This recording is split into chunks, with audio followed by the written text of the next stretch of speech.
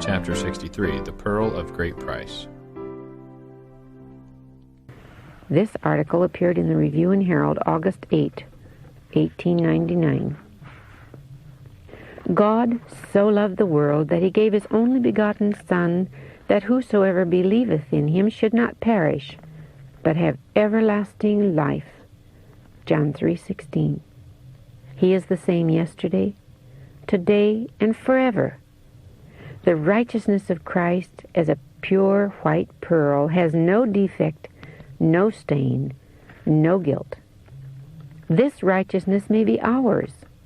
Salvation, with its blood-bought, inestimable treasures, is the pearl of great price. It may be searched for and found, but all who really find it will sell all they have to buy it. They give evidence that they are one with Christ, as he is one with the Father.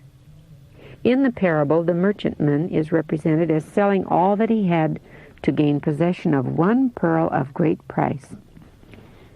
This is a beautiful representation of those who appreciate the truth so highly that they give up all they have to come into possession of it. They lay hold by faith of the salvation provided for them at the sacrifice of the only begotten Son of God. There are some who are seeking, always seeking, for the goodly pearl, but they do not make an entire surrender of their wrong habits. They do not die to self that Christ may live in them. Therefore, they do not find the precious pearl. They have not overcome unholy ambition and their love for worldly attractions. They do not lift the cross and follow Christ in the path of self-denial and self-sacrifice.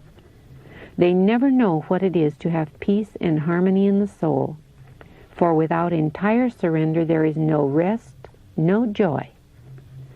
Almost Christians, yet not fully Christians. They seem near the kingdom of heaven, but they do not enter therein. Almost, but not wholly saved, means to be not almost, but wholly lost.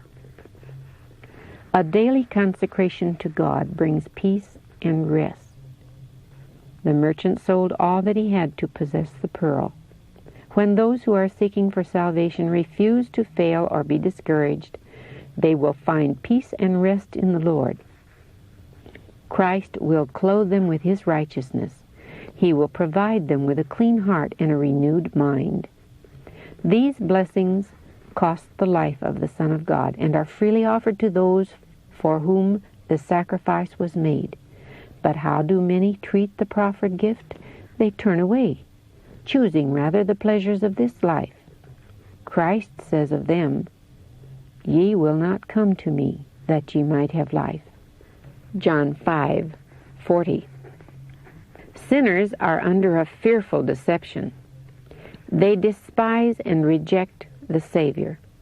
They do not realize the value of the pearl offered to them and cast it away, rendering to their Redeemer only insult and mockery. Many a woman decks herself with rings and bracelets, thinking to gain admiration, but she refuses to accept the pearl of great price, which would secure for her sanctification, honor, and eternal riches. What an infatuation is upon the minds of many! They are more charmed with earthly baubles, which glitter and shine, than with the crown of immortal life, God's reward for loyalty. Can a maid forget her ornaments, or a bride her attire? Yet my people have forgotten me days without number. Jeremiah 2:32.